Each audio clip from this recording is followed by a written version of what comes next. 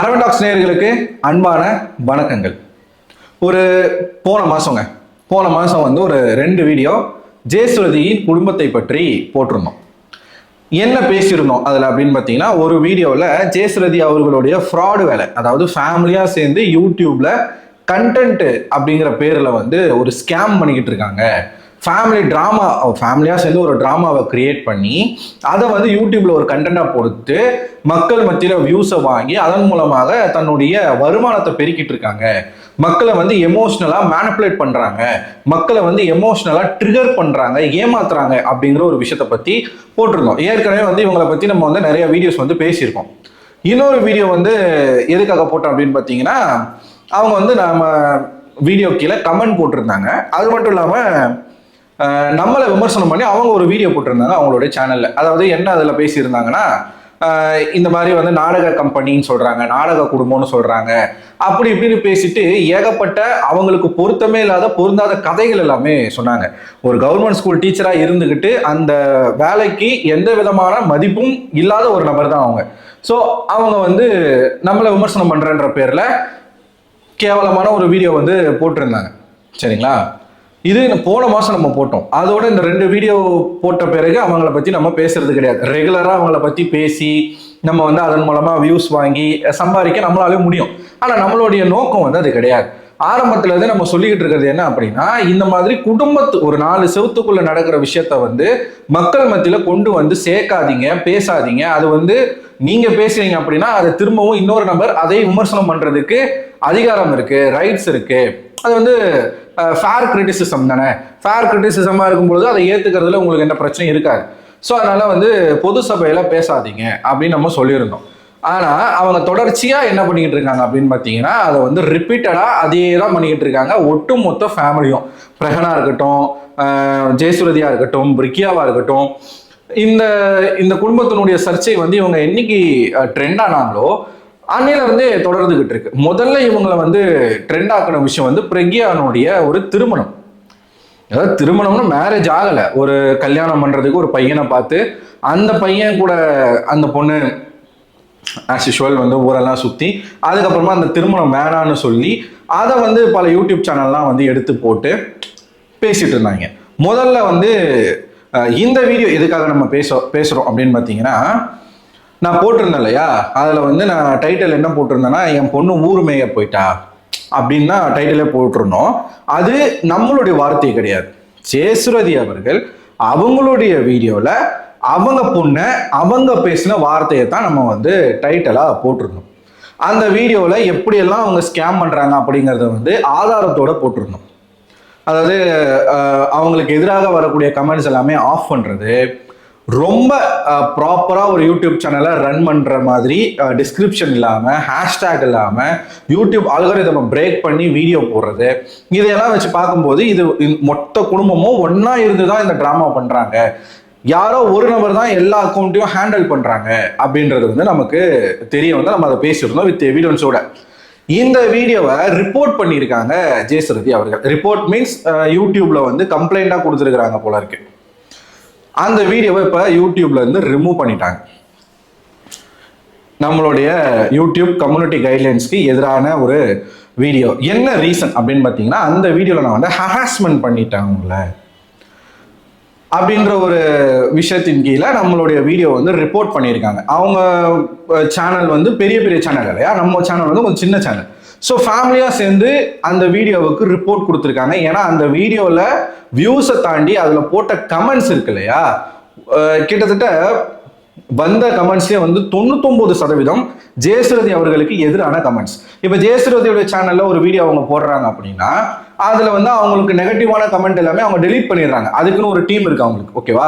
Delete பண்ணி பாசிட்டிவாக இருக்கிற கமெண்ட் மட்டும், இப்போ 1,00,000 வியூஸ் போனால் கூட அவங்க வீடியோவில் வந்து கமெண்ட் பார்த்தீங்கன்னா 50 கமெண்ட்டுக்கு குறைவாக தான் இருக்கும். ஏன்னா மற்ற நெகட்டிவ் கமெண்ட் எல்லாமே டெலீட் பண்ணுறாங்க.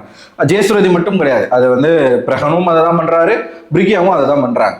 இது எல்லாமே நம்ம போட்டிருந்தோம். இப்போ நம்ம சேனலில் வரக்கூடிய கமெண்ட்ஸ் வந்து அவங்களால எதுவுமே பண்ண முடியாது. இப்போ நான் தான் அதை டெலீட் பண்ணணும். ஸோ இத்தனை பேர் வந்து இந்த குடும்பத்துக்கு எதிர்ப்பாக இருக்காங்க அப்படிங்கிறது வந்து அந்த வீடியோவில் அப்பட்டமாக தெரிஞ்சிருச்சு. ஸோ இவங்க போன மாதம் போட்ட வீடியோவுக்கு இன்னமும் அந்த வீடியோ வந்து ஓடிக்கிட்டு இருக்கு நம்ம சேனலில். புரியுதுங்களா? சஜஷன்ல இன்னமும் அந்த வீடியோ வந்து ஏறிக்கிட்டு இருக்கிறத இவங்க ஆல்ரெடி பார்த்து கமெண்ட்லாம் பண்ணியிருக்காங்க, சேனல்ல வீடியோவும் போட்டிருக்காங்க. ஸோ மொத்தமா சேர்ந்து ரிப்போர்ட் அடிச்சு அதுல நான் எதுவுமே பேசல. அவன் அந்த ஒரு வார்த்தைக்கு குறிப்பிடுற மாதிரி அவங்கள ஹராஸ்மெண்ட் பண்ணி எதுவுமே நம்ம பேசல. நியாயமா ஒரு ஃபேரான ஒரு கிரிட்டிசிசம் நம்ம வச்சிருந்தோம். உங்களால ஒரு கிரிட்டிசிசமை ஏத்துக்க முடியல அப்படின்னா என்ன மானாவுக்கு நீங்க வீடியோ போடுறீங்க அப்படிங்கிற ஒரு கேள்வி வந்து ஜெயசுரதி கிட்ட நம்ம கேட்க விரும்புறோம். இப்போ நான் இர்ஃபானை பத்தி பேசியிருக்கேன், டிடிஎஃப் வாசன் பத்தி பேசியிருக்கோம், பிரியாணி மேன் பத்தி பேசியிருக்கோம், A2D பத்தி பேசியிருக்கோம், நிறைய பேரை பத்தி நம்ம பேசியிருக்கோம். வியூஸ் போகுது போகலன்றதெல்லாம் செகண்டரி. ஆனா யாருமே இது வரைக்கும் நம்மளோட வீடியோவை ரிப்போர்ட் பண்ணணும் அப்படின்னும் அந்த மாதிரி எதுவுமே பண்ணல. இப்ப சேனலை வந்து ரிப்போர்ட் பண்றது, வீடியோவை ரிப்போர்ட் பண்றதுன்னு யாரும் பண்ணல. டிவிகே பார்ட்டியை பத்தி நம்ம பேசியிருந்தோம், அங்க நடந்துச்சு. இப்ப டிவிகே பத்தி நம்ம பேசுறோம் அப்படின்னா அவங்க ரிப்போர்ட் பண்றாங்க அப்படின்னா அது ஒரு ஃபேன் மென்டாலிட்டி, ஓகேவா? அதனால அவங்க பண்றது வந்து நம்ம எதுவுமே சொல்ல முடியாது. அவங்க அப்படிதான், அவங்க வளர்ப்பே அப்படிதான் அப்படின்னு வச்சுக்கோமே. இவங்க ஒரு டீச்சர் தானே, இவங்க ஒரு சோசியல் மீடியால ஒரு இன்ஃப்ளூயன்சர் மாதிரி தானே இருக்காங்க. நம்ம பண்ற ஒரு விஷயத்துக்கு எதிர்வினை ஒருத்தவங்க பண்ணத்தான் செய்வாங்க அப்படிங்கிற ஒரு பேசிக்கான ஒரு காமன் சென்ஸ் கூட இல்லாத ஒரு ஃபேமிலியா நீங்க ரிப்போர்ட் பண்ற அளவுக்கு என்ன? அப்புறம் நீங்க வந்து அடுத்தவங்க உங்க குடும்பத்தை பத்தி பேசிடவே கூடாது அப்படின்னு அவ்வளவு கருத்தா இருக்கக்கூடிய நீங்க எதுக்காக இத சபையில பொது இடத்துல வந்து வைக்கிறீங்க? யூடியூப் அப்படிங்கிறது இப்போ வந்து எல்லாரும் கிடைக்கிற டைமை வந்து கொஞ்சம் என்டர்டெயின்மெண்ட்டா மைண்ட் ரிலாக்ஸ்க்காக அதுக்காகத்தான் யூடியூப் பக்கம்லாம் வராங்க. யூடியூப், ஃபேஸ்புக், இன்ஸ்டாலாம் அதுக்கு தானே வராங்க. ஆனா இப்போலாம் வந்து யூடியூப் இந்த சோசியல் மீடியா தளங்கள் எல்லாமே வேற ரூட்ல போய்கிட்டு இருக்கு. எங்க பார்த்தாலும் நெகட்டிவிட்டி, எங்க பார்த்தாலும் ஆபாசம். திருச்சி சாதனா பத்தி கூட நம்ம பேசியிருந்தோம், சரிங்களா? திருச்சி சாதனா பத்தி பேசுனது திருச்சி சாதனா கமெண்ட் பண்ணாங்க, ஆனா நம்ம அந்த வீடியோவுக்கு ரிப்போர்ட் பண்ணல. இன்னமும் அவங்க அதை பண்ணிட்டு இருக்காங்க, அது வேற கதை.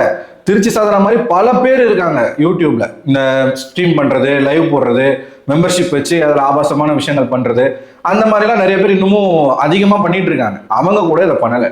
ஆனா ஜெயசுரதிக்கு எதுக்காக குத்துது? ஜெயசுரதிக்கு எதுக்காக குடையுது? ஒரு கிரிட்டிசிசமை ஏத்துக்க முடியாத ஒரு நபர் எதுக்கு நீங்க யூடியூப் சேனல்ல நடத்துறீங்க? இப்ப நான் பிக் பாஸ் ரிவ்யூ பண்றேன்னா, நான் ஒரு நபருக்கு சப்போர்ட் பண்றேன்னா அந்த நபருக்கு பிடிக்காத ஆடியன்ஸா இருக்கட்டும், இல்ல அந்த நபருக்கு ஆப்போசிட்டா இருக்கக்கூடிய இன்னொரு கண்டஸ்டன்ட்டை சப்போர்ட் பண்ணக்கூடிய ஆடியன்ஸா இருக்கட்டும், ஒட்டுமொத்த பேருமே வந்து நம்மள தப்பா தான் பேசுவாங்க, நம்மள கிரிட்டிசிசம் பண்ணுவாங்க. அதெல்லாம் அக்செப்ட் பண்ணி தானே நம்ம வந்து இந்த சோசியல் மீடியா தளங்கள்ல நம்ம பயணிச்சுக்கிட்டு இருக்கோம். அந்த பேசிக்கான ஒரு அக்செப்டன்ஸ் கூட உங்ககிட்ட இல்லை அப்படின்னா நீங்க எதுக்கு யூடியூப் சேனல்லாம் ரன் பண்றீங்க? எதுக்கு அப்போ உங்களுடைய ஃபேமிலி பத்தி நீங்க எதுக்கு பேசுறீங்க? இப்போ நீங்க வந்து ரிப்போர்ட் பண்ணி அந்த வீடியோவை தூக்கிட்டீங்க, இதுக்கப்புறம் நான் சும்மா இருப்பேன்னு நினைக்கிறீங்களா? மறுபடியும் நீங்க எதனா கடைசியா கூட நம்ம ஒரு வீடியோ போட்டுருந்துச்சே, என்ன வீடியோ அப்படின்னா அவங்க பையனோடையும் மருமகளோடையும் சேர்ந்துட்டாங்கம்மா, விருந்துன்னு சொல்லி ஒரு வீடியோ போட்டிருந்தாங்க. அதை பத்தி பேசுறதுக்கு எவ்வளவு நேரம் ஆகும்? நீங்க திருந்தாத ஜென்மம், இப்படித்தான் நீங்க இருப்பீங்க அப்படிங்கிறது நமக்கு தெரிஞ்சு போச்சு. எல்லாமே நம்ம பேசணும்னு அவசியம் இல்லை, அவசியம் வரும்போது பேசிக்கலாம், நம்ம வந்து விட்டாச்சு. ஆனா நீங்க பிளான் பண்ணி ஒரு மாசத்துக்கு முன்னாடி போட்ட வீடியோவை ரிப்போர்ட் பண்ணி தூக்குற அளவுக்கு நீங்க எவ்வளவு தெளிவா இருக்கக்கூடிய ஒரு நபரா இருக்கிறீங்கன்னா நீங்க எல்லாமே தெரியாம பண்றீங்கன்னு அர்த்தம். எல்லாமே தெரிஞ்சுதான் பண்றாங்க. ஸோ அந்த வீடியோ வந்து நம்மளுடைய யூடியூப் சேனல்ல இருந்து ரிமூவ் செய்யப்பட்டிருக்கு. நான் மறுபடியும் வந்து அப்பீல் பண்ணியுமே கிடைக்கல. ஏன்னா அவங்க வந்து வெரிஃபைடு சேனல் வேற, ஓகேவா? ஸோ அதனால வந்து நம்ம வீடியோ வந்து தூக்கிட்டாங்க. தூக்கினாலும் பிரச்சனை இல்லை, அது கிட்டத்தட்ட 1.5 லட்சம் பேருக்கு மேல பார்த்துருக்காங்க. நீங்க ஒரு நாடக குடும்பம் அப்படிங்கிறது வந்து பல பேர் வந்து ரியலைஸ் பண்ணியிருக்காங்க, அது நமக்கு போதும். இப்போ இந்த வீடியோ மூலமாகவும் நான் சொல்லிக்கிறது என்னன்னா, இப்போ இந்த வீடியோவை நீங்க ரிப்போர்ட் பண்ணுவீங்களா? ரிப்போர்ட் பண்ணுங்க, தாராளமா இந்த வீடியோவை தூக்குங்க. ஆனா நான் கேட்கிற ஒரே கேள்விக்கு பதில் சொல்லிட்டு நீங்க என்ன வேணாலும் பண்ணுங்க. உங்க மனசாட்சியை தொட்டு சத்தியம் பண்ணி, நீங்க கும்பிடுற ஜீசஸ் மேல சத்தியம் பண்ணி சொல்லுங்க, நீங்க கொடுக்குற அந்த ஃபேமிலி வீடியோஸ் ரியலா? அது ஸ்கிரிப்ட் இல்லைன்னு உங்களால சொல்ல முடியுமா? இல்லை 1-to-1 டிபேட்டுக்கு வரீங்களா? என் சேனல்லையோ இல்லை உங்க சேனல்லையோ வந்து ஒரு லைவ் போகலாமா? நான் கேட்குற கேள்விக்கெல்லாம் நீங்க பதில் சொல்லுங்க பார்ப்போம். நீங்களோ இல்லை உங்க கணவரோ இல்லை உங்க பையனோ இல்லை உங்க பொண்ணோ யார் வேணாலும் அதில் கலந்துக்கலாம். மக்கள் கேட்பாங்க. மக்கள் கேட்குற கேள்விக்கு நீங்க பதில் சொல்லிட்டீங்க அப்படின்னா உங்களை பத்தி நான் விமர்சனமே பண்ண மாட்டேன்.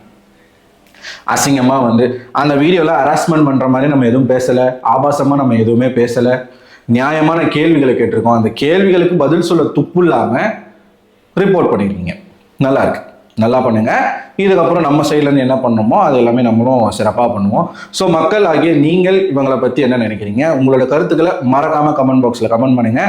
அடுத்த ஒரு வீடியோவில் அடுத்து வந்து நம்ம சில விஷயம்லாம் யோசிச்சு வச்சுருக்கேன். கண்டென்ட் வந்து கோஸ்ட் ஸ்டோரிஸ் பண்ணலாம், ஏற்கனவே நான் பண்ணியிருக்கேன். அதை வந்து ரிப்பீட் கண்டினியூ பண்ணலாம் அப்படின்னு வந்து நான் யோசிக்கிறேன்.